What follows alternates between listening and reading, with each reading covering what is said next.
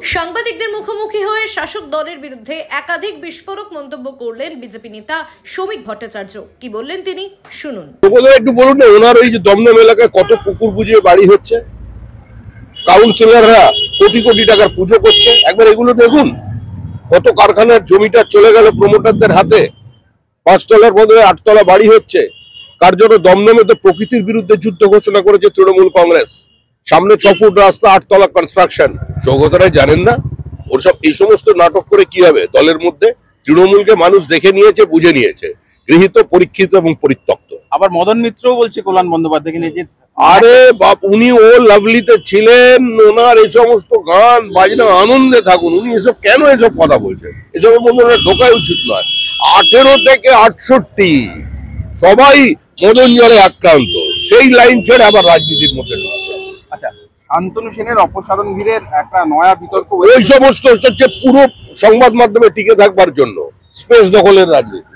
ওগুলো কোনো গল্প নয়, ওগুলো পরিকল্পিতভাবে প্ল্যান করা হচ্ছে। শাসকও তৃণমূল, বিরোধীও তৃণমূল, বিরোধীদের স্পেস খেয়ে নেওয়ার রাজনীতি। আপনাদের সংবাদ মাধ্যমে সারাদিন তৃণমূলের চর্চা হবে, এই জন্য তৃণমূল এগুলো করছে। কোনো রাজনীতি নেই এতে, আমাদের কোনো উৎসাহ নেই। তিলোত্তমার মৃত্যুর পর সিবিআই তদন্তের 100 দিনে আজকে বামেরা মিছিল করছে, সিটি অভিযান করছে।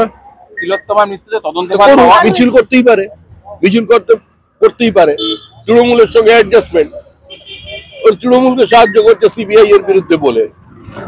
কারণ আজকে তৃণমূলের সবচেয়ে বড় বন্ধু হচ্ছে তৃণমূলের সুইটহার্ট সিপিআইএম। কারণ কল্যাণ আমাদের প্রকাশ কারাতের দলিলই বলে দিয়েছে এরা যে একমাত্র তাদের বিরোধী বিজেপি, তৃণমূল নয়। দিল্লিতে ওয়াকআউট করছে হাতে হাত ধরে, কেন্দ্রীয় তদন্তকারী এজেন্সির ভিন্ডিকটিভ এই ধরনের উক্তি করে তারা পার্লামেন্টের সামনে অবস্থান করছে। আর পশ্চিমবঙ্গের নাটক, এগুলো মানুষ মন্দারমণি কি বলবেন? রাজ্য সরকার তো মন্দারমণির ভাঙার পাশে দাঁড়ানোর বার্তা দিয়েছে। পশ্চিমবঙ্গে এই মুহূর্তে কলকাতা শহরের পার্শ্ববর্তী এলাকায় যদি সত্যিকারের আপনি গ্রিন বেঞ্চ কাজ করে আর এখানে যদি ঠিকঠাক ভাবে নিয়ম মানেন, তাহলে 10 লক্ষ মানুষ গৃহহীন হয়ে যাবে। সব জায়গায় মন্দারমণি মানিয়ে ফেলেছে তৃণমূল।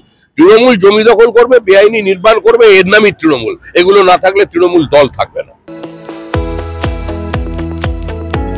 আপনারা দেখছেন ইউএন লাইভ, বাংলা খবরের শেষ কথা।